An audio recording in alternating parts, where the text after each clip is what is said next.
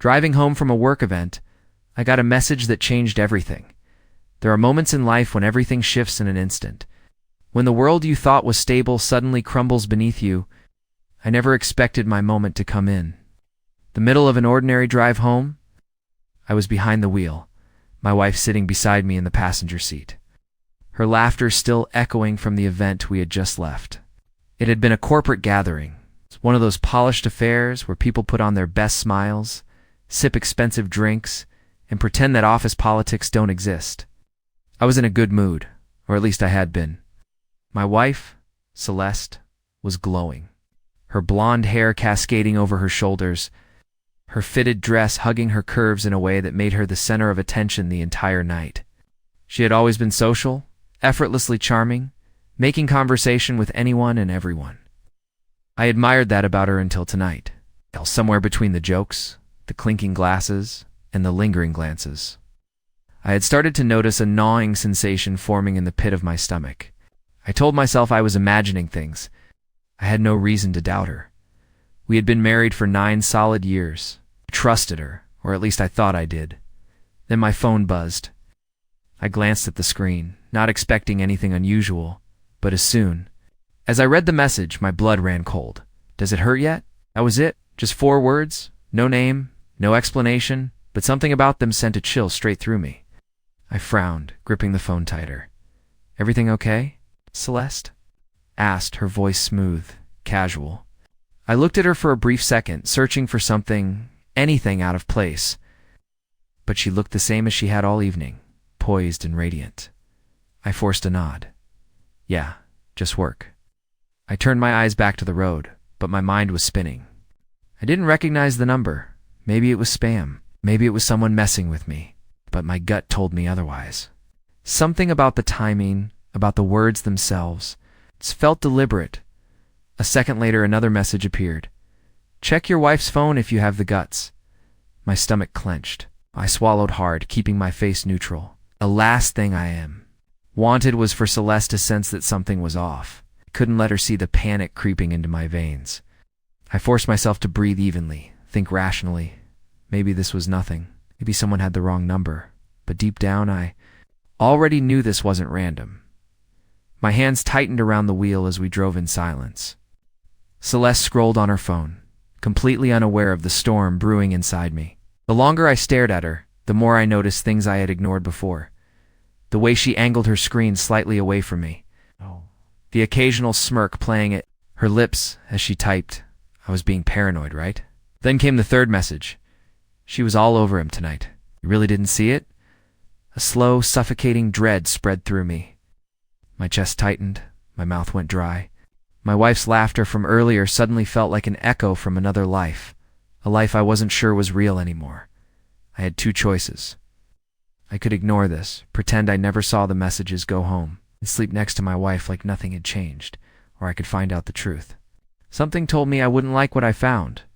The air inside the car felt heavier now, thick with unspoken words and my own silent suspicions. I forced myself to keep my expression neutral, but my grip on the steering wheel was so tight, my fingers ached. Celeste, oblivious or pretending to be, was still scrolling through her phone, occasionally smirking at something on the screen.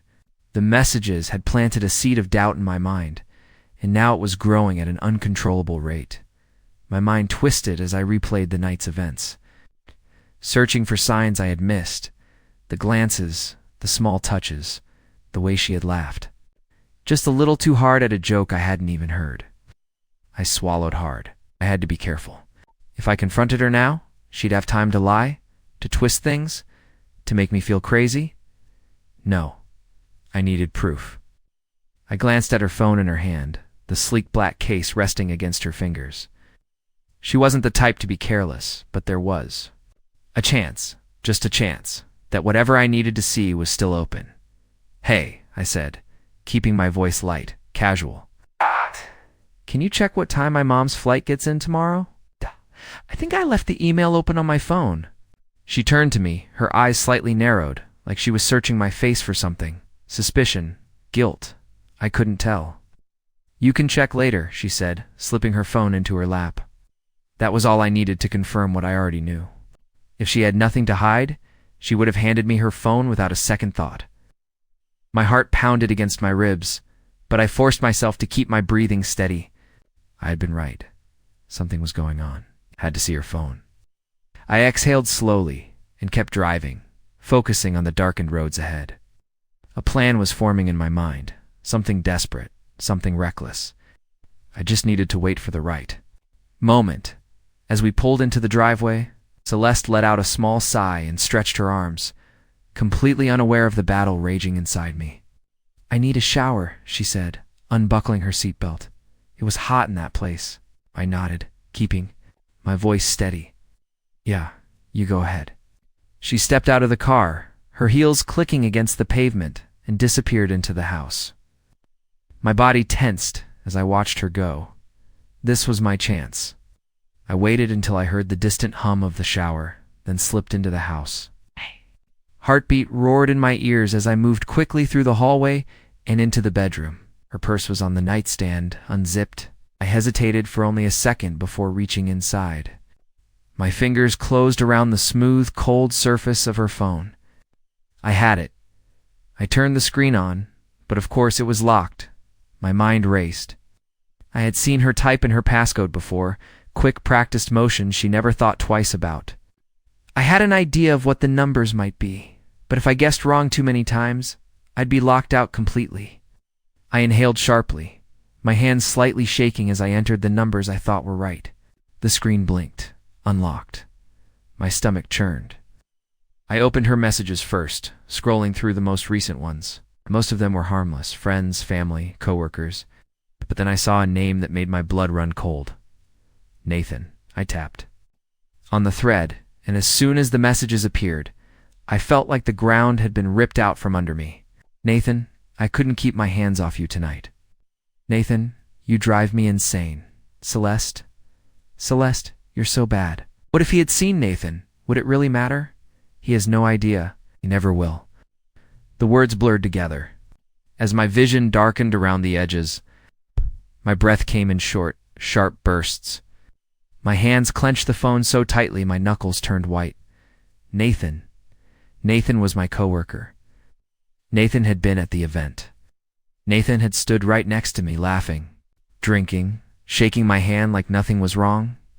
And all the while, my wife had been sneaking around with him behind my back. I could hear the water still running in the bathroom, the sound muffled through the walls. She had no idea I knew, not yet. I had a choice to make. I could pretend I never saw any of this. I could go to bed, act normal, and let her keep living her double life, or I could confront her the second she stepped out of that shower. Demand the truth, watch her scramble for excuses.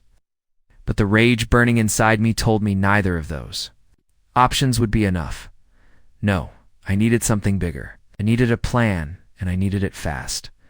I stood in our dimly lit bedroom, gripping Celeste's phone like it was a ticking bomb. My breath was shallow, my pulse erratic. The messages on the screen burned into my mind, each one a fresh stab straight to the gut. She had been laughing with me all night, kissing my cheek, wrapping her arm around mine, but it was all a lie, a performance. The real her, the woman I had trusted for nearly a decade, had been sneaking stolen touches, whispers, and God knows what else with Nathan. Nathan, just the name sent a fresh wave of rage rolling through me. I clenched my jaw, forcing myself to think. I couldn't explode, not yet, not until I had everything I needed. The water was still running in the shower. I had minutes, maybe less. I took a deep breath and scrolled further up in their messages. There was more. "Nathan, next time we won't. Have to hide? It'll just be us? Celeste, I can't wait. I hate sneaking around. Nathan, soon. Just hold on." My stomach twisted violently. Soon. What the hell did that mean? I scrolled faster, my fingers shaking. Then I saw something that made my blood run ice cold. A hotel reservation tomorrow. A suite booked in her name. I inhaled sharply. The pieces were snapping together too fast, too painfully. Celeste wasn't just cheating. She was planning something. And I wasn't supposed to find out. The shower suddenly shut off, jolting me back to reality. I had seconds. I quickly placed her phone back in her purse exactly how I found it and moved to my side of the bed. My chest felt like it was going to explode from the pressure, but I forced my expression to remain calm, controlled. She couldn't suspect a thing. A few moments later, Celeste stepped into the bedroom, wrapped in a towel. Hey. She smiled, and for the first time, I realized it wasn't a smile meant for me. I had seen that exact look on her face earlier at the event, but back then, I had told myself it was nothing, a trick of the light, a misunderstanding. Now, I knew better. She had been smiling at him. "How was your shower?" I asked, keeping my voice steady. She stretched, letting out a satisfied sigh, much needed. She crossed the room, her bare feet padding against the hardwood floor. I watched her movements closely, analyzing every shift. Every glance. Had she always been this distant? Had I been so blind? She climbed into bed beside me, pulling the covers over herself. "You're quiet," she said. I forced a small chuckle, just tired. She hummed in response and reached for her phone. I pretended not to care as she picked it up, quickly checking her notifications. A flicker of something passed over her face, but it was gone before I could decipher it. Was she waiting for him to text? Was she disappointed that he hadn't? The thought made my hands curl into fists beneath the covers. I turned onto my side, staring at the ceiling. My mind was racing. Tomorrow she was meeting him. I could stop this before it happened, but how? If I confronted her now, she would lie. If I accused her without proof, she would turn it around on me. No, I had to be smart. I had to let her think she was getting away with it. I had to see it with my own eyes, and then I would decide what to do. Beside me, Celeste let out a content sigh and nestled into her pillow. Moments later, her breathing slowed, deepened. She was asleep, lay there in the dark, staring at the ceiling, feeling like I had already lost everything. But this wasn't over, not by a long shot. Tomorrow, I'd catch her in the act, and once I did, she'd never see it coming. Sleep never came. I lay in bed all night, staring at the ceiling, my mind tangled in a storm of emotions, rage, pain, disbelief. Every time I closed my eyes, I saw Celeste's messages, her laughter at the event. The way Nathan had clapped me on the back like we were friends, like I was the fool. By the time morning arrived, I had made my decision. Her slip away without consequences. Celeste stirred beside me, stretching her arms before lazily reaching for her phone. I kept my breathing even, pretending to be asleep as she unlocked the screen. My heart pounded in my chest as I listened. Waiting, then a quiet vibration, a message. She shifted in bed, the soft glow of her screen illuminating her face. Even in the dim morning light, I could see the small smirk tugging at the corner of her lips. She wasn't texting me. I forced myself to stay still, to keep playing the part of the oblivious husband. A few minutes later, she slipped out of bed, tiptoeing across the room as if she were afraid to wake me. I heard the soft click of the bathroom door, then the faint sound of the shower turning on. I opened my eyes. Time to move. I carefully reached for her phone, hoping she had been careless enough to leave it unlocked. My pulse spiked as I tilted the screen toward me. Locked, of course, but I didn't need her phone anymore. I already knew where she was. Going, the hotel. She thought she was clever, setting up a meeting in broad daylight, acting as if today was just another normal day. But she had no idea that I knew. I needed to get there before she did. Celeste emerged from the bathroom a few minutes later. Towel wrapped around her body, steam following in her wake. She flashed me a small smile. "Morning." I rubbed my eyes, sitting up slowly, forcing a yawn. "Morning." She pulled open the closet, casually flipping through outfits like it was any other day. "What's your plan for today?" I asked, my voice even. "Oh, you know," she said, glancing at me over her shoulder. "Just some errands, maybe a coffee." With Liz. Liz, her friend, her human alibi. I nodded, swallowing the bile rising in my throat. "Sounds nice." She gave me another smile, a liar's smile, and continued getting dressed. 30 minutes later, she kissed my cheek like nothing was wrong, like she wasn't about to meet another man in a hotel. "I'll be back later," she said, grabbing her purse. "Love you." The words hit me like a slap. I watched her walk out the door, listened to the sound of her heels clicking on the pavement, the car engine turning over. I stood there in the silence that followed, my fists clenched at my sides. This ends today. I arrived at the hotel before her. It was an upscale place, the kind where people go when they don't want to be seen. I sat in the car, watching the entrance. My hands gripping the steering wheel so tightly my knuckles turned white, and then, at exactly 11:15 a.m., she arrived. Celeste stepped out of her car wearing a dress I had never seen before, tight, low-cut, meant for someone other than me. She pulled out her phone and tapped a message. A few seconds later, my stomach lurched as I saw him. Nathan. He emerged from a different car, looking relaxed, confident. He wasn't worried. He wasn't sneaking around like someone afraid of getting caught because he thought I had no idea. They met near the entrance. She smiled up at him, and he leaned in, whispering something in her ear. She laughed, touching his arm the way she used to touch mine. I gritted my teeth, my vision narrowing. They disappeared into the hotel lobby. I sat there for a moment, forcing myself to breathe. Then I stepped out of the car. This wasn't about blind rage or impulsive decisions. This had to be done right. I walked inside, keeping my distance. As I watched them approach the elevator, the doors opened. They stepped in together, and just as they turned, just as Celeste reached for Nathan's hand, her eyes met mine. The color drained from her face. She froze, her body going rigid, her fingers slipping from his grasp. Nathan, oblivious, hit the button for their floor, not realizing that something had changed, that I had changed everything. The doors slid shut, but it was too late. She knew, and she knew I wasn't going to let this go. The moment our eyes met, I saw it. The flicker of panic, the realization, the sheer terror washing over her.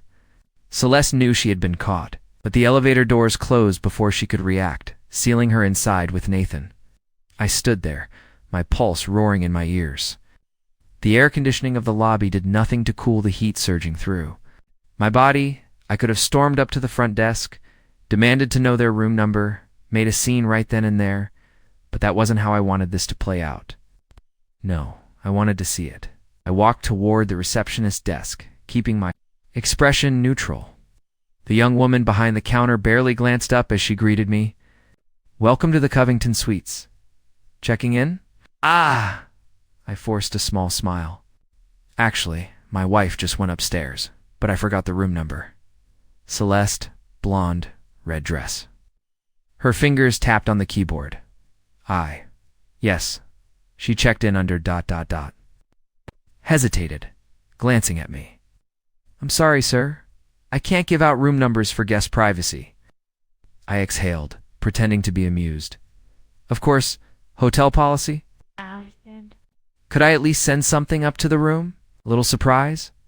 That made her pause. "That's doable," she said slowly. "What would you like sent?"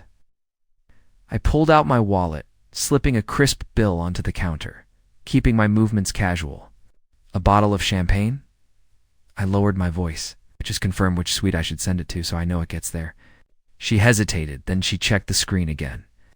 "Suite 1109, she murmured. I clenched my jaw. "Perfect," I said, and then I walked away. I took the stairs.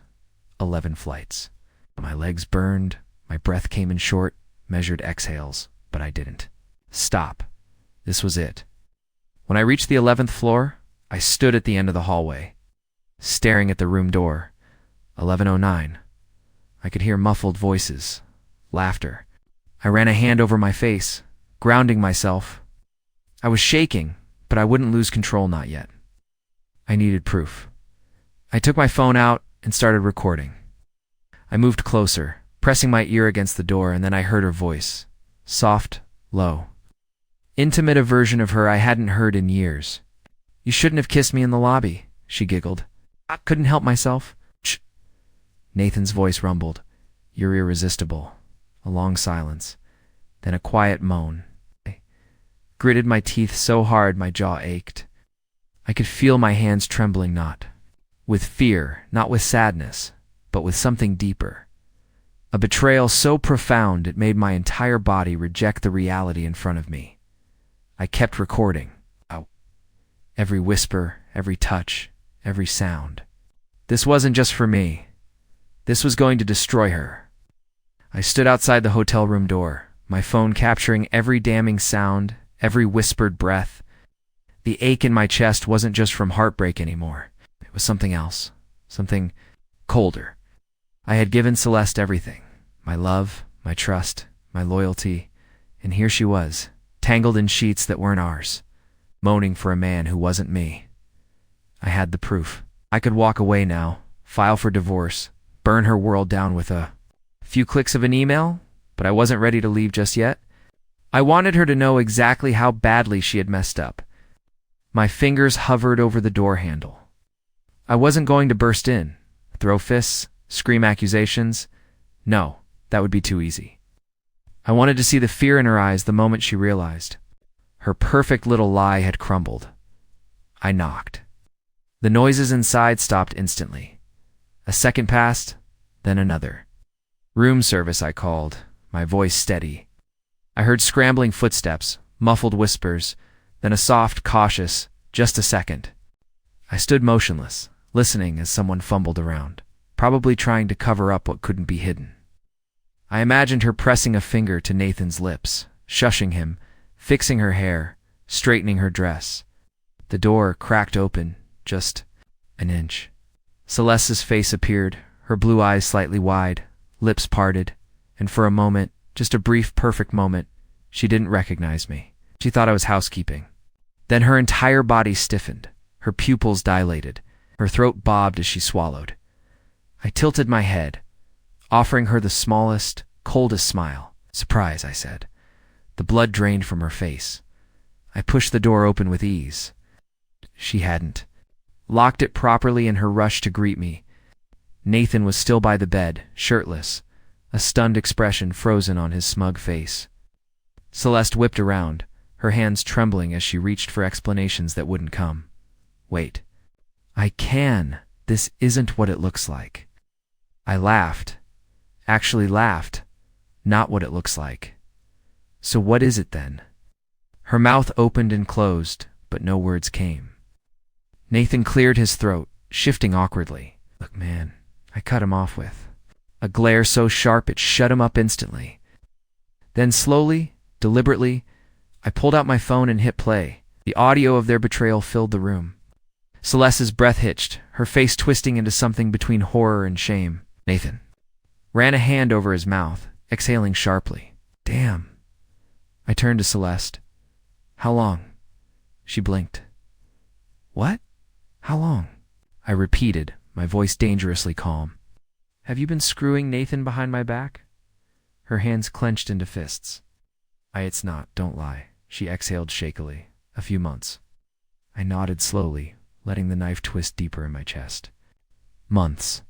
Nathan looked down, suddenly finding his bare feet interesting. I let silence stretch between us, letting the weight of her words settle into the air. Then I chuckled under my breath, shaking my head. "You really thought you'd get away with this?" Celeste hesitated, her lips pressing together. "It just happened. We never meant to." "You booked a hotel, Celeste." My voice dropped lower. "You." Meant every bit of it. Her eyes welled up, fake tears, crocodile tears. I had spent years thinking those were real. Not anymore. I pocketed my phone, exhaling deeply. "You know what? I'm not even mad." She blinked, startled. "You're not?" I smiled. A smile that wasn't meant for her. "No, because I'm done with you." The finality in my voice made her flinch. I turned to Nathan, who looked like he wished he could evaporate into thin air. "You too?" I said, heading for the door. "Lest." She took a shaky step forward. "Wait, please." I paused in the doorway, and then, without turning back, I delivered. The final blow. "I'll be sending the divorce papers tonight." "Oh, and Celeste." She inhaled sharply. "Why?" I smirked. "Check your phone. I already sent the recording to everyone we know." Her sharp gasp was the last thing I heard before I walked away, leaving her perfect little world in ruins behind me. I didn't look back, not when Celeste gasped, not when Nathan cursed under his breath, not when I heard the frantic rustling behind me as she scrambled for her phone. Probably to confirm that I had done exactly what I said I would, I walked down that hallway with a steady stride, my heart hammering in my chest, but my mind clear for the first time in months. No more second guessing, no more doubts. I was free. The elevator doors slid open and I stepped inside, exhaling a slow, measured breath as I leaned against the cool metal walls. My reflection in the mirrored panel across from me looked different, hardened, like a man who had just been through a war and walked out the other side alive.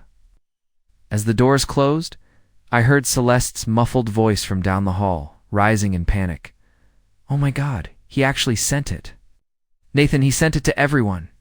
Nathan's voice was lower, angrier. "Calm down, we'll figure this out." I smirked as the elevator began its descent. "No, Nathan, you won't." The first wave of notifications hit my phone before I even reached the lobby. My plan had been simple: gather evidence, expose the truth, and walk away. No violence, no destruction, no messy scenes, just cold, undeniable proof. And it had worked as I pushed through the glass doors of the hotel. Stepping out into the fresh afternoon air, my phone vibrated relentlessly. Texts, calls, unread messages piling up. First one was from my brother Elliot. "Dude, what the hell? Is this?" Then from my best friend, Wes. "Wes, is this some kind of joke? Tell me this isn't real." And then the one that made my stomach drop, her mother Margaret. "I don't even have words. Call me now." I clenched my jaw, inhaling deeply before pocketing my phone. No rush. Let them all stew in it. Celeste had spent months, maybe years, lying to me. Now, for the first time, she had to answer for it. By the time I got home, the entire situation had exploded. Friends, family, even mutual co-workers had seen the messages, heard the recording, and Celeste was drowning in the wreckage. Barely had time to set my keys down before my phone rang again. I let it ring, then a voicemail. I hesitated. For only a second before playing it on speaker, her voice came through, shaking desperate. "Please listen. I know you're hurt, but you didn't have to do this. I made a mistake, but we can talk, we can fix this." "I love you," I scoffed, shaking my head. Love. That word meant nothing coming from her lips.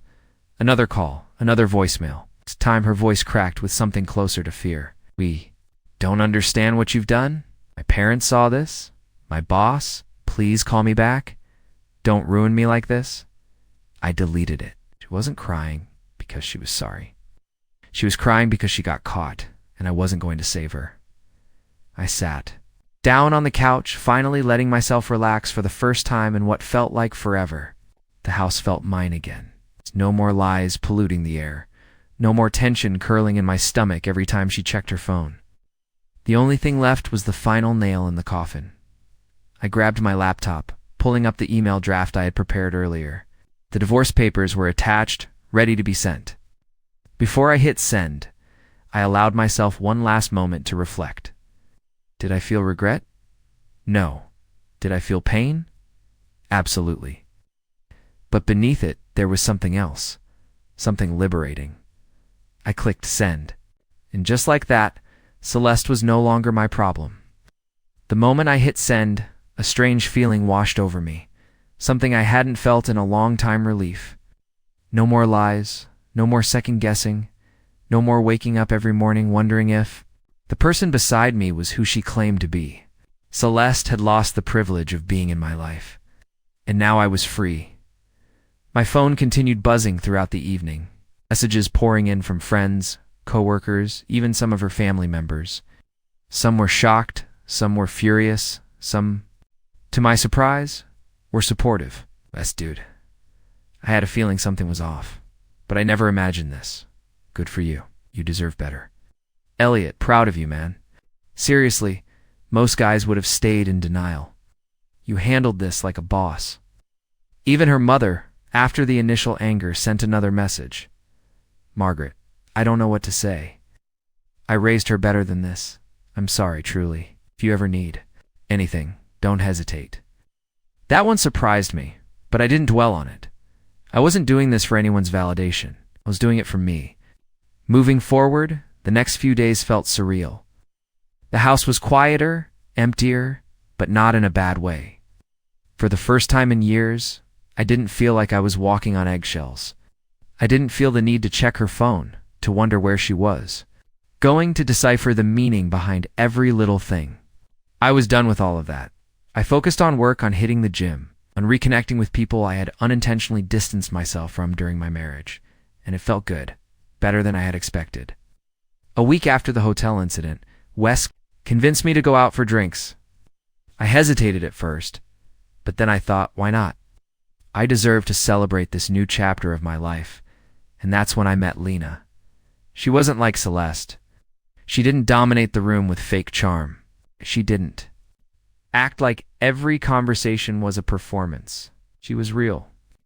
We talked for hours, laughing over shared stories, bonding over the fact that neither of us were where we had expected to be at this stage in life. And for the first time in what felt like forever, I wasn't thinking about Celeste. I wasn't bitter. I wasn't angry. I was ready to move on. As the night ended, Lena smiled at me.